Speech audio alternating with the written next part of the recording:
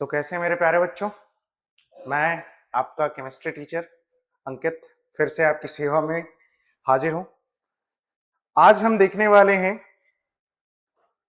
Chapter number 6 agriculture chemistry का chapter first है ये, जिसका पार्ट 3 हम देखने वाले हैं। क्या देखने वाले हैं? पार्ट 3।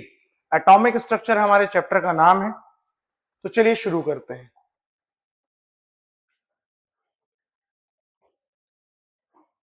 हाँ, क्लास शुरू करने से पहले मैं आपको फिर से बता देना चाह रहा हूं कि अगर आप अपना भविष्य एग्रीकल्चर के फील्ड में सुनहरा होता हुआ देखना चाहते हैं तो हमसे जुड़िए। हमारे इंस्टीट्यूट का नाम है एम एग्रीकल्चर इंस्टीट्यूट उज्जैन। इसके लिए आपको बस इतना सा काम करना है कि प्ले स्टोर जाइए, प्ले स्टोर में हमारे इंस्टीट्यूट का ऐप है, डाउनलोड कीजिए। डाउनलोड करने के बाद आपको वहां पे एग्रीकल्चर 11th, एग्रीकल्चर 12th और साथ ही साथ पीएटी के सारे कोर्सेज अवेलेबल हैं। तो जल्द से जल्द जुड़िए हमसे और अपनी तैयारी शुरू कीजिए। चलिए आगे बढ़ते हैं। देखिए, यहां पे हम देख रहे हैं परमाणु का नाभिकीय मॉडल। क्या देख रहे हैं भैया? परमाणु का नाभिकीय मॉडल। तो उसके बारे में हम यहां पे देखते हैं। पहले क्या लिखा है, सबसे पहले ध्यान देंगे।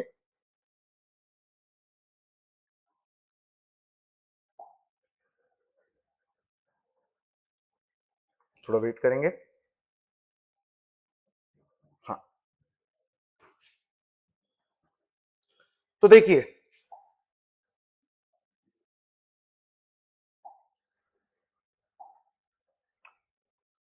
1898 में, इन 1898, जे जे थॉमसन, किसने? जे जे थॉमसन ने परमाणु का पहला मॉडल प्रस्तुत किया। किसने प्रस्तुत किया? जे जे थॉमसन ने परमाणु का पहला मॉडल प्रस्तुत किया। जे जे थॉमसन ने क्या क्या बात कही? जे जे थॉमसन ने इलेक्ट्रॉन की भी खोज की है, साथ में किसी खोज की है भैया? इलेक्ट्रॉन की। हमारे को यहां पे सिर्फ ये ध्यान देना है कि पहली बार, कौन सी बार? पहली बार जे जे थॉमसन ने ही परमाणु का मॉडल प्रस्तुत किया। परमाणु के मॉडल को प्रस्तुत करने के अलावा जे जे थॉमसन ने इलेक्ट्रॉन की भी खोज की। ये पॉइंट, दो पॉइंट जो मैंने आपको बताया, यही इंपॉर्टेंट है यहां पे। चलिए आगे बढ़ते हैं। जे जे थॉमसन के अनुसार उन्होंने परमाणु को धन आवेशित ठोस गोला माना। क्या माना था भाई? धन आवेशित ठोस गोला। इस गोले में इलेक्ट्रॉन तरबूज के बीजों की तरह जड़ा रहता है। देखते हैं, बताते हैं ये कैसे काम करता है। जे जे थॉमसन के अनुसार ये आपका एक परमाणु है जो कि कैसा है?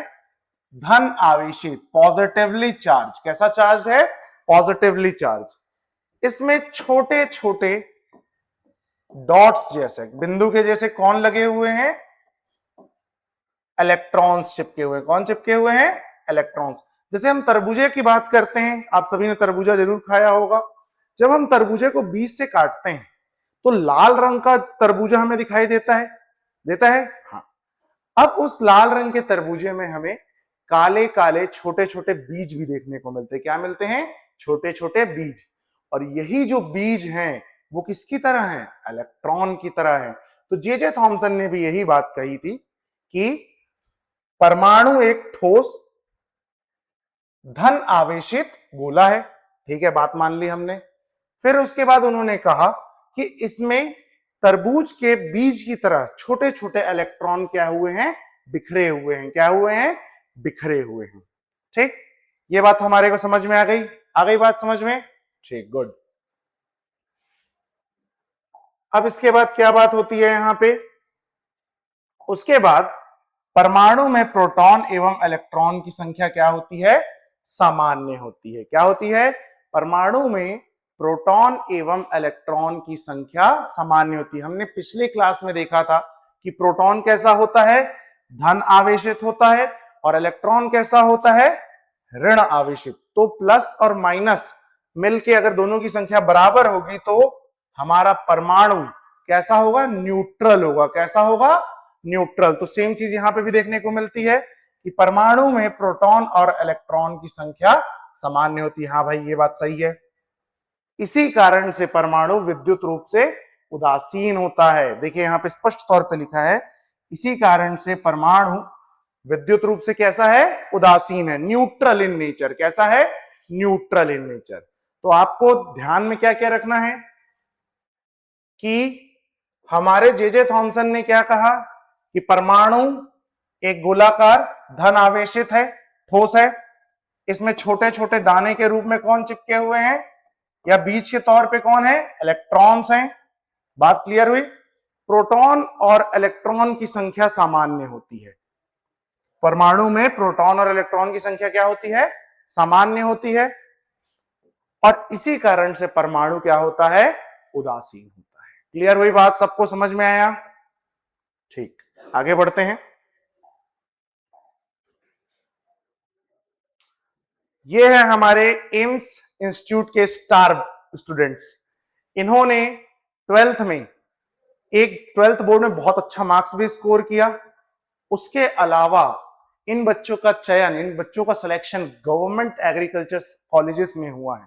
तो अगर आप भी सिलेक्शन लेना चाहते हैं, साथ में ट्वेल्थ में भी अच्छा स्कोर करना चाहते हैं, तो हमसे जुड़िए, हमारे ऐप को डाउनलोड कीजिए और आपको वहां पे मिनिमम से मिनिमम प्राइस में सारे कोर्सेज अवेलेबल कराए जाएंगे। तो भाई जल्द से जल्द जुड़िए और अपने भविष्य को सुनहरा मौका दीजिए। चलिए आगे बढ़ते हैं। अब यहां पे आती है बात, जे थॉमसन ने अपनी बात तो प्रस्तुत कर दी कि भाई ऐसा ऐसा होता है कि परमाणु ठोस है, गोलाकार है, उसका पॉजिटिव है, धन आवेशित ठोस है, उसके ऊपर बीज की तरह कौन चिपके हुए हैं, इलेक्ट्रॉन्स चिपके हुए। कौन चिपके हुए हैं, इलेक्ट्रॉन्स। पर उनके मॉडल में कुछ कमियां थी। उनके मॉडल में क्या थी, कुछ कमियां थी। चलिए देखते हैं क्या क्या कमी थी। यह मॉडल रदरफोर्ड के प्रकीर्णन प्रयोग को बता नहीं पा रहा था, व्याख्या नहीं कर पा रहा था। क्या नहीं कर पा रहा था, व्याख्या नहीं कर पा रहा था। अभी हम आगे देखेंगे रदरफोर्ड ने क्या बताया था। ठीक है, इसी कारण से यह मॉडल अस्वीकार कर दिया गया। देखिए समय के साथ साथ जैसे जैसे विज्ञान उन्नति करता है तो हमें नई नई चीज जानने को मिलती है। हो सकता है आज जो हम कई बार पढ़ रहे हो कुछ चीजों को, भविष्य में कोई ऐसा वैज्ञानिक आए या कुछ ऐसी खोज हो जाए जिससे हमें हमारी पढ़ी हुई चीजें क्या हो सकती हैं, गलत साबित हो सकती हैं। तो विज्ञान में हमें सारी चीजों को एक्सेप्ट करने की शक्ति मिलती है। ठीक है, चलिए आगे बढ़ते हैं।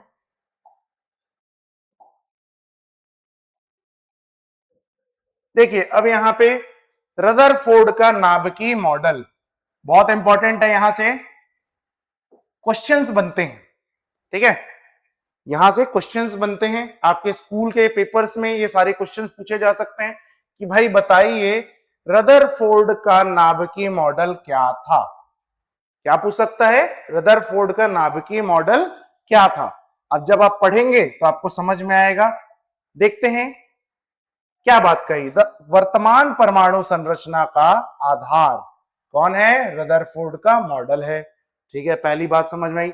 जो आज हम मॉडर्न तरीके से, है ना, आज के आधुनिक तरीके में जो हम चीजें पढ़ रहे हैं, उसकी शुरुआत कहां से हुई है, रदरफोर्ड के मॉडल से। किसके मॉडल से, रदरफोर्ड के मॉडल से। ठीक है, 1911 में, कब, 1911 में लॉर्ड रदरफोर्ड ने स्वर्ण पत्र, गोल्ड फॉइल प्रयोग करके अपना एक्सपेरिमेंट किया था, अपना प्रयोग किया था।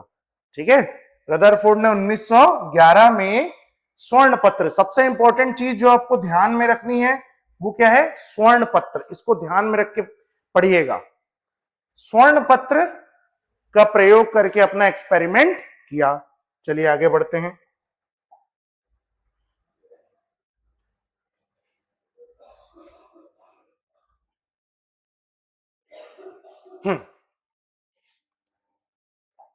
देखिए यहां पे क्या लिखा है, रदरफोर्ड का अल्फा किरण प्रयोग। इसको ध्यान से देखिएगा। पहले मैं एक डायग्राम बना रहा हूं, इस डायग्राम को बना लीजिए, बहुत इंपॉर्टेंट है।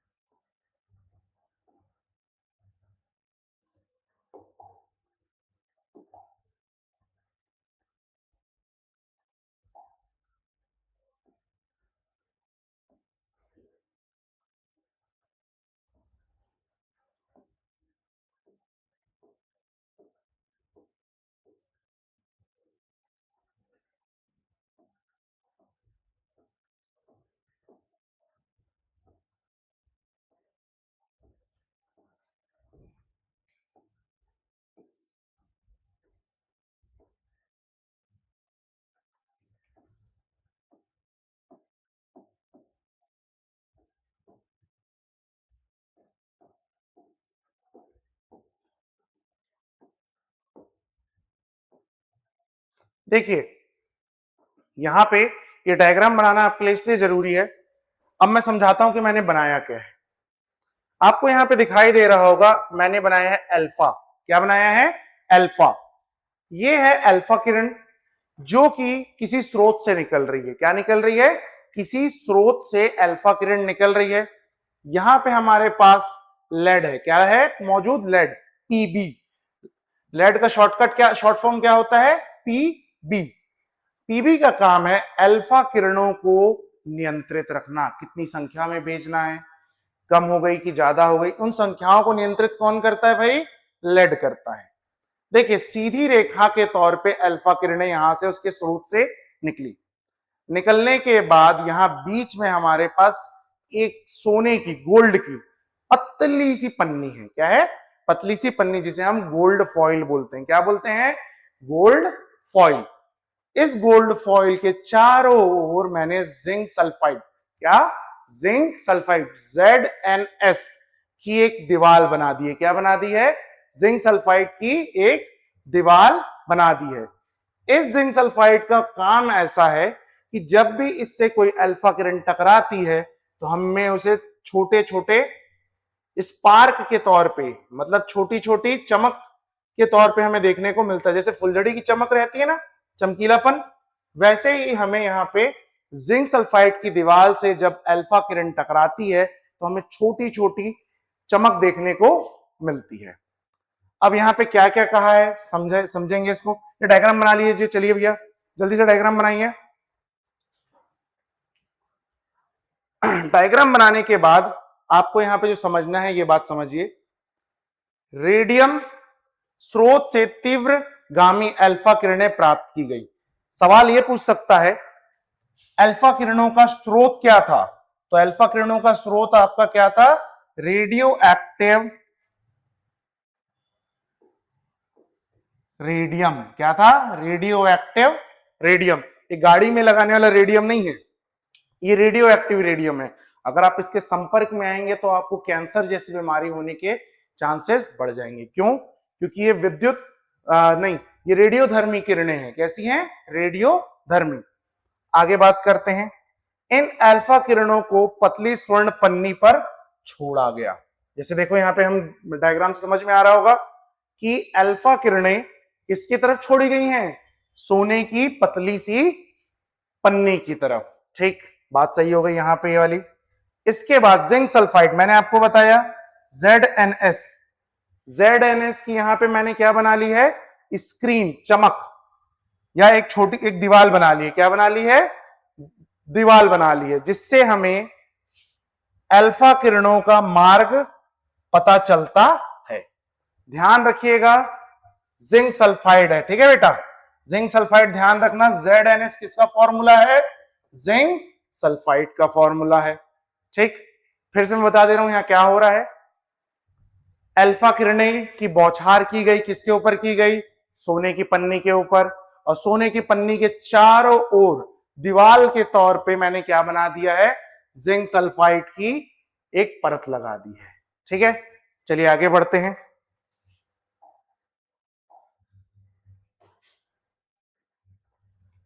अब ये जो पार्ट है ये बहुत इंपॉर्टेंट है। आपके पेपर में यहां से ही क्वेश्चन अधिक बनता है कि रदरफोर्ड के प्रयोग के प्रेक्षण क्या है?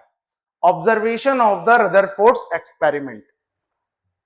देखिए पहला पॉइंट लिखा है अधिकांश अल्फा किरणें बिना किसी विक्षेपण के सीधी बाहर निकल गई।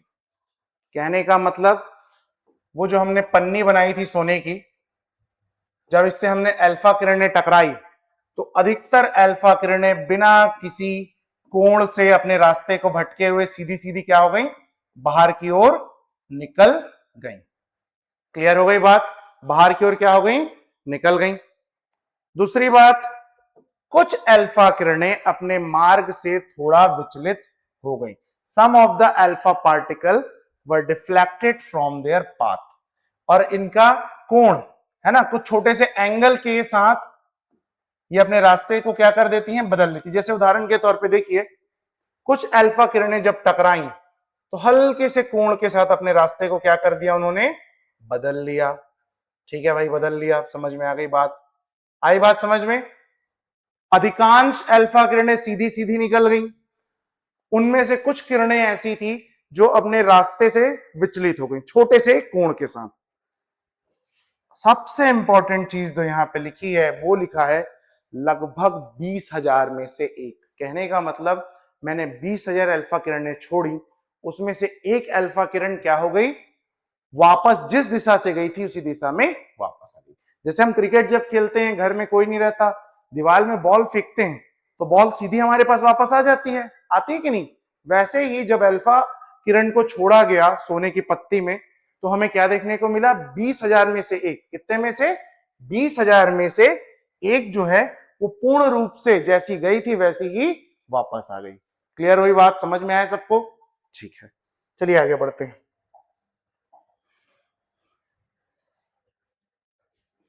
भाई अभी हमने देखा पिछली स्लाइड में कि रदरफोर्ड ने देखा क्या था। ठीक है, रदरफोर्ड ने ऑब्जर्व क्या किया था। अब हम देखेंगे कि रदरफोर्ड ने जो ऑब्जर्व किया उसका कॉन्क्लूजन, निष्कर्ष क्या निकला। क्या निकला? निष्कर्ष क्या निकला? स्टार पॉइंट कर लीजिए। अगर यहां से प्रश्न आएगा तो आपको इन्हीं दो टॉपिक से ज्यादा क्वेश्चन देखने को मिलेगा। साथ में डायग्राम बनाना मत भूलिएगा, ये 5 नंबर ये क्वेश्चन में पूछ लिया जाता है स्कूलों में। ठीक है, चलिए आइए। पहला पॉइंट क्या है? परमाणु का अधिकांश भाग कैसा होता है? रिक्त होता है। कैसा होता है? रिक्त होता है।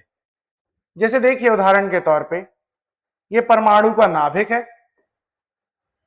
और उसके चारों ओर कौन घूम रहे हैं? इलेक्ट्रॉन घूम रहे हैं। कौन घूम रहे हैं? इलेक्ट्रॉन। तो आपको देखने को यहां पे मिल रहा होगा कि नाभिक और इलेक्ट्रॉन को अगर छोड़ दिया जाए, नाभिक और इलेक्ट्रॉन को क्या कर दिया जाए? छोड़ दिया जाए, तो बहुत सारी जगह कैसी है? खाली है। तो पहला पॉइंट यह बात पे सिद्ध होता है कि परमाणु का अधिकांश भाग खाली या रिक्त होता है। ठीक है, समझ में आ गई? दूसरा पॉइंट क्या लिखा है? समस्त धन आवेशित या समस्त धन आवेश कहां पे मौजूद हैं? नाभिक में केंद्रित रहते हैं। तो इंपॉर्टेंट पॉइंट ये भी है, देखिए ध्यान से देखिएगा, जितने भी हमने प्रोटॉन्स के बारे में बात की है वो सारे के सारे कहां पे मौजूद होते हैं बच्चों? न्यूक्लियर में मौजूद होते हैं, नाभिक में मौजूद होते हैं। कहां मौजूद होते हैं? नाभिक में। ठीक, दूसरा पॉइंट भी सही हो गया। तीसरा पॉइंट क्या बोलता है? नाभिक बहुत छोटा, सघन और धन आवेशित होता है। स्वाभाविक सी बात है, जहां प्रोटॉन मौजूद होगा, प्रोटॉन क्या है? पॉजिटिवली चार्ज पार्टिकल है, धन आवेशित कण है। तो जहां प्रोटॉन मौजूद होगा वहां का आवेश कैसा हो जाएगा? अपने आप पॉजिटिव हो जाएगा। क्या हो जाएगा? धन आवेशित हो जाएगा, पॉजिटिव हो जाएगा। फिर स्मॉल और डेंस, अगर मैं नाभिक की बात करूं तो नाभिक परमाणु का एक इतना छोटा सा हिस्सा होता है। अगर परमाणु इतना बड़ा है तो नाभिक सिर्फ इतना छोटा सा होगा। ठीक है, इसके बाद चौथा पॉइंट क्या है? इलेक्ट्रॉन नाभिक के चारों ओर विभिन्न कक्षों में घूमते हैं। जैसे देखिए यहां पे घूम रहे हैं, ये नाभिक है, नाभिक के चारों ओर कौन घूम रहा है? इलेक्ट्रॉन घूम रहा है। कौन घूम रहा है बच्चों? इलेक्ट्रॉन घूम रहा है। क्लियर हुई बात? ये देखो इलेक्ट्रॉन घूम रहे हैं ना गोल गोल। ठीक है, डायग्राम बनाते चलेंगे ना, समझने में आसानी होगी आपको।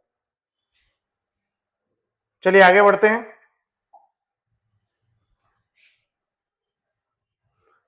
कुछ महत्वपूर्ण तथ्य। पहला पॉइंट, परमाणु का केंद्रीय भाग नाभिक कहलाता है। ठीक है, समझ में आ गया? परमाणु का केंद्रीय भाग क्या कहलाता है? नाभिक कहलाता है। दूसरा पॉइंट क्या लिखा है? नाभिक में प्रोटॉन और न्यूट्रॉन पाए जाते हैं। नाभिक में प्रोटॉन और न्यूट्रॉन पाए जाते हैं। ठीक है, इसके बाद क्या है? प्रोटॉन एवं न्यूट्रॉन को सामूहिक रूप से न्यूक्लियॉन कहा जाता है। Important, very important point. Proton और न्यूट्रॉन को सामूहिक रूप से क्या लिखा जाता है? न्यूक्लियॉन। इसको आपको ध्यान रखना है, ये फिलिप्स या मल्टीपल चॉइस क्वेश्चन में स्कूल के एग्जाम्स में पूछा जा सकता है कि भाई प्रोटॉन और न्यूट्रॉन को एक साथ क्या कहा जाता है? तो क्या बोलेंगे हम? न्यूक्लियॉन बोलेंगे। क्या बोलेंगे? न्यूक्लियॉन। फिर उसके बाद Bi209, Bi209 सबसे बड़ा स्थायी नाभिक माना जाता है। सबसे बड़ा स्थायी नाभिक कौन है? Bi209। ये बिस्मथ के बारे में एक तत्व है Bi बिस्मथ, उसके बारे में बात हो रही है। चलिए आगे बढ़ते हैं।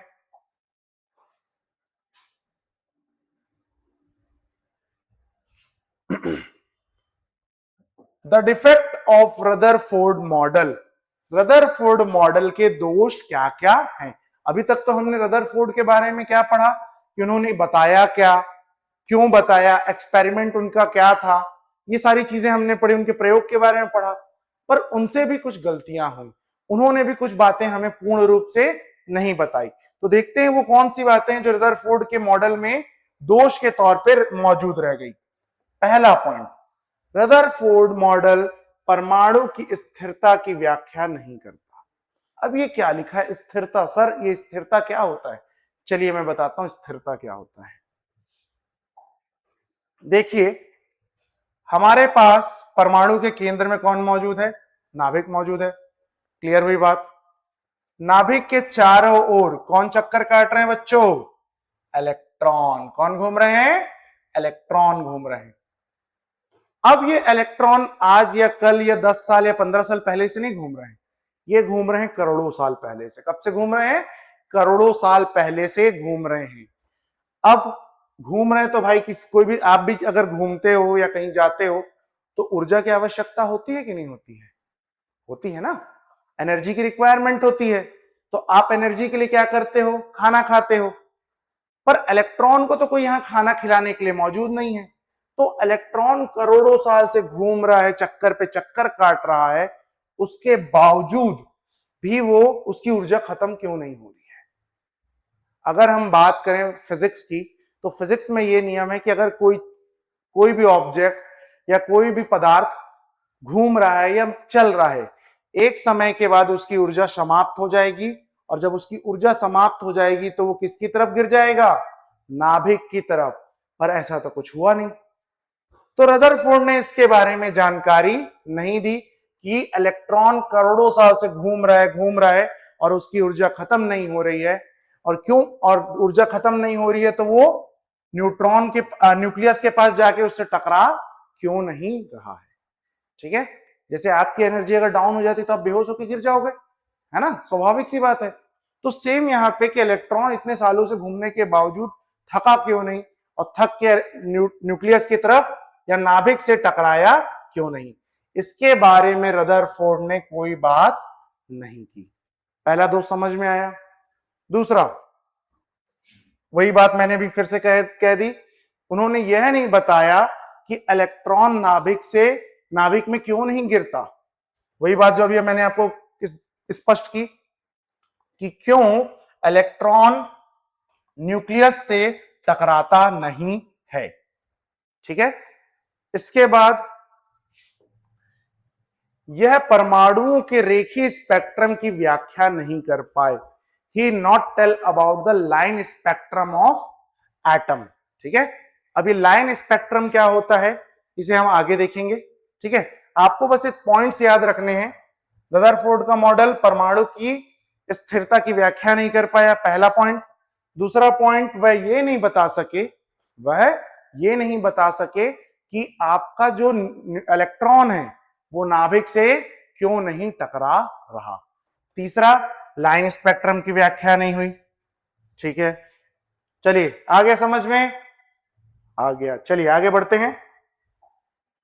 अगर आपको कोई भी डाउट होता है तो आप बेझिझक होकर हमसे संपर्क करिए, हम आपको सारे डाउट्स को क्लियर कराने की कोशिश करेंगे।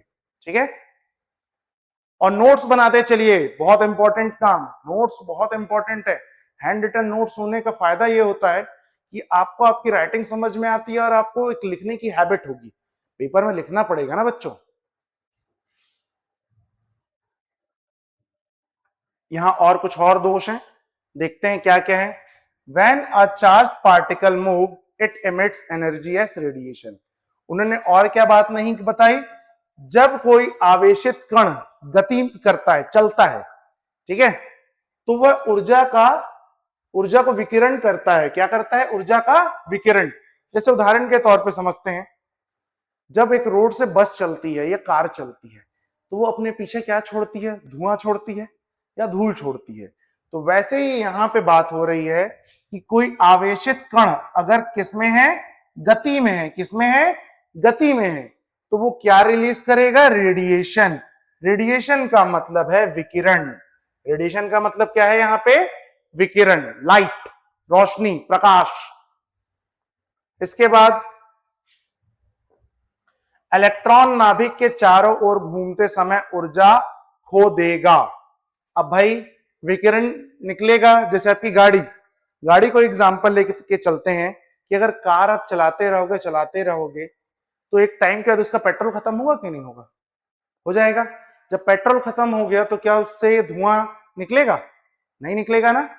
तो सेम चीज यहां पे है कि जब कोई पार्टिकल या कोई कण चलता है तो वो ऊर्जा रिलीज करता है, और जब उसकी ऊर्जा चलने की वजह से खत्म हो जाती है तो उसकी रेडिएशन भी क्या हो जाती है? बंद हो जाती है। रेडिएशन भी क्या हो जाती है? बंद हो जाती है। ठीक है, समझ में आ गया। और धीरे धीरे करके जब उसकी ऊर्जा खत्म हो गई तो वो धीरे धीरे करके क्या हो जाएगा?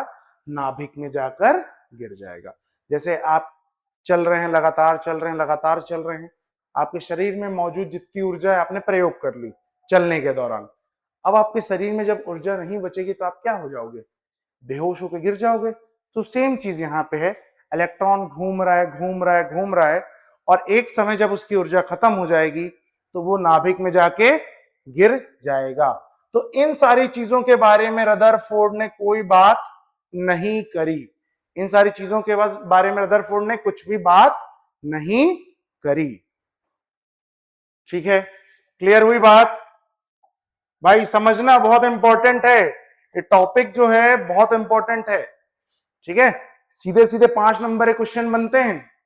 पूछ देगा कि रदरफोर्ड ने क्या क्या ऑब्जर्वेशन की, उन्होंने अपने एक्सपेरिमेंट, अपने प्रयोग में क्या क्या देखा, देखने के बाद उसका निष्कर्ष क्या निकाला। निष्कर्ष क्या निकालने के बाद अब ये सारी चीजें तो हो गई, अब उसके उनके द्वारा निकाला गया जो मॉडल था उसमें दोष क्या था। तो हमें तीनों चीजों को ध्यान रखना है। पहला ऑब्जर्वेशन, दूसरा काम है हमारा ऑब्जर्वेशन का कंक्लूजन, और तीसरा है हमारे लिए फेलियर। कहने का मतलब उन्होंने अपने प्रयोग में क्या देखा, उस चीज से क्या निष्कर्ष निकाला, निष्कर्ष निकालने के बाद उनके प्रयोग में किस चीज की कमी रह गई। क्लियर हो गई बात? चलिए ठीक है, फिर आगे बढ़ते हैं अपन।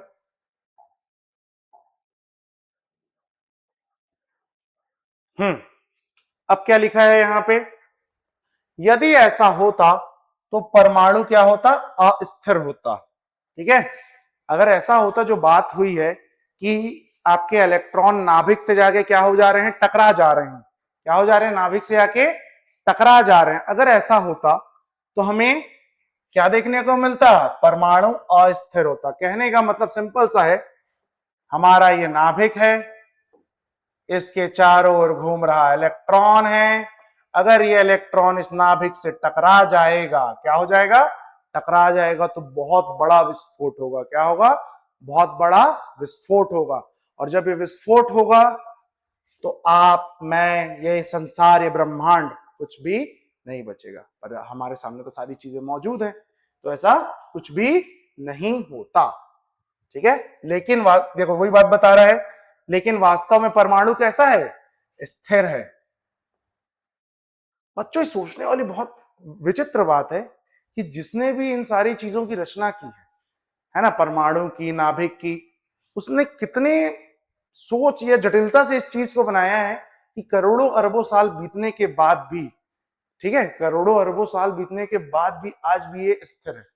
वरना आजकल तो 2 साल में बनाए हुए पुल टूट जाते हैं। ठीक है, तो देखिए उसके बाद आगे क्या लिखा है?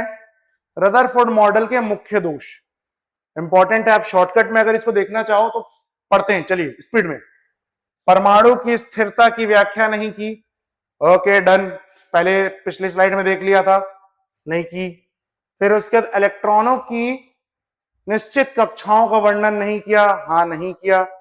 उनने कुछ नहीं बताया इलेक्ट्रॉन कहां घूम रहा है, कैसे घूम रहा है, किस गति में घूम रहा है, सीधा घूम रहा है कि उल्टा घूम रहा है, इसके बारे में रदरफोर्ड ने कोई भी बात नहीं की। रेखीय स्पेक्ट्रम की व्याख्या नहीं की, लाइन स्पेक्ट्रम के बारे में नहीं बताया। अभी मैं आपको बताऊंगा कि लाइन स्पेक्ट्रम क्या क्या होता है, ठीक है। नेक्स्ट क्लास नेक्स्ट स्लाइड में या नेक्स्ट टॉपिक जब ये आएगा तो आपको मैं रेखीय स्पेक्ट्रम के बारे में बताऊंगा कि होता क्या। तो इस लाइन को, इस पॉइंट को आप मार्क कर लेना कि रेखीय स्पेक्ट्रम के बारे में हमें जानकारी होनी अति आवश्यक है, ठीक। ये वही बातें जो भी हमने लास्ट स्लाइड में देखी थी रिपीट हो रही हैं। आगे बढ़ते हैं, चलिए आज का ये लेक्चर तो जल्दी खत्म हो गया, कोई बात नहीं, लेक्चर खत्म हो चुका है, बट मेरा आपको कुछ पॉइंट बताना आवश्यक है। हम बात कर लेते हैं थोड़ा, चलिए, परमाणु के बारे में कि रदरफोर्ड का जो मॉडल था उसमें वास्तविकता में और क्या क्या संशोधन किया जा सकता है। ये आपका नाभिक है, इसके चारों ओर जो इलेक्ट्रॉन्स हैं, तो रदरफोर्ड ने कभी ऐसा नहीं कहा कि आपके जो परमाणु की संरचना है वो कुछ इस प्रकार है। उन्होंने क्या कहा कि एक छोटा सा नाभिक है और इसके चारों ओर बादल के रूप में, किसके रूप में, बादल के रूप में इलेक्ट्रॉन्स मौजूद हैं। इलेक्ट्रॉन कैसे घूम रहे हैं, कहां घूम रहे हैं, इसके बारे में उन्होंने कुछ नहीं कहा। उन्होंने कहा कि इलेक्ट्रॉन कहीं भी हो सकते हैं नाभिक के चारों ओर। ये रदरफोर्ड की मेन चीज थी और यहीं पे जाके वो फंस गए। क्यों? क्योंकि कौन सा इलेक्ट्रॉन नाभिक के कितना दूर है, कितना करीब है, इसके बारे में उन्होंने कोई जिक्र नहीं किया। क्लियर हुई बात? चलिए,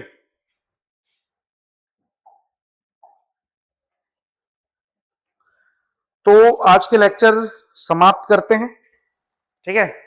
आशा है कि आपको समझ में आया हो। अब मेरा आपसे बस एक छोटा सा रिक्वेस्ट है, छोटी सी रिक्वेस्ट, कि आप रिवीजन जरूर करिए। आप अगर रिवीजन नहीं करेंगे तो रिवीजन ना होने की वजह से आपको पढ़ाए हुए टॉपिक्स आप भूल जाएंगे, क्योंकि केमिस्ट्री, फिजिक्स, बायो, मैथ्स ऐसे सब्जेक्ट हैं जिसके लिए बार बार रिवीजन करना जरूरी है। आप इसको रट के पार नहीं हो सकते। आपको कॉन्सेप्ट समझना बहुत जरूरी है। आप कॉन्सेप्ट अगर नहीं समझेंगे तो ये आपका नुकसान कर जाएगा। समझ में आई बात आपको? तो अच्छे से तैयारी कीजिए, हम आपके साथ हैं। आपकी नैया पार लगाने की जिम्मेदारी हमारी है।